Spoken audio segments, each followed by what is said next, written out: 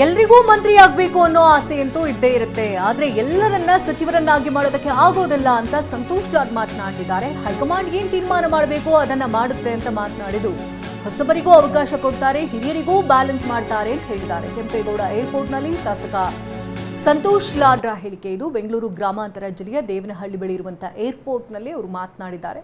ಎಲ್ರಿಗೂ ಅವಕಾಶವನ್ನ ಕೊಡುತ್ತೆ ಅಂತ ಮಾತನಾಡಿದ್ದಾರೆ. ಎಲ್ಲ ಈಗ ಡೆಲ್ಲಿಗೆ ಹೊರಟಿದ್ದಾರೆ. ಎಲ್ಲರೂ ಸಚಿವಾಕಾಂಕ್ಷಿಗಳೆಲ್ಲ ಹೋಗಿ ಆಲ್ರೆಡಿ ಮೊದಲೇ ಸೇರಿದ್ದಾರೆ ಅಂತ ಹೇಳ್ತಿದ್ದಾರೆ ಸರ್. ಏನು ಈ ಲಾಬಿ ನಡೀತಿದೆ ಸರ್? ಅಲ್ಲ, ಲಾಬಿ ಅನ್ನೋದಕ್ಕಿಂತ ಜಾಸ್ತಿ ನಡೀತಾ ಇದೆ.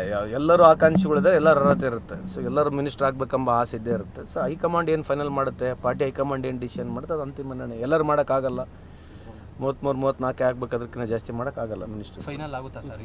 ಮೋಸ್ಟ್ಲಿ ಆಗ್ಬೋದು. ಇನ್ನೊಂದು 3 ದಿನದಲ್ಲಿ ನನ್ನ ಪ್ರಕಾರ, ನನಗಿರ್ತಕ್ಕಂಥ ಮಾಹಿತಿ ಪ್ರಕಾರ ಆಗ್ಬೋದು.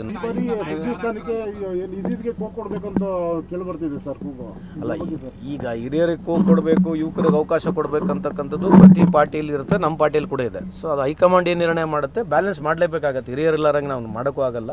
ಸೊ ಬ್ಯಾಲೆನ್ಸ್ ಮಾಡ್ತಾರೆ ಡೆಫಿನೆಟ್ಲಿ. ಹೊಸಬರಿಗೂ ಕೂಡ ಅವಕಾಶ ಕೊಡ್ತಾರೆ, ಹಿರಿಯರನ್ನು ಕೂಡ ಬ್ಯಾಲೆನ್ಸ್ ಮಾಡ್ತಾರೆ.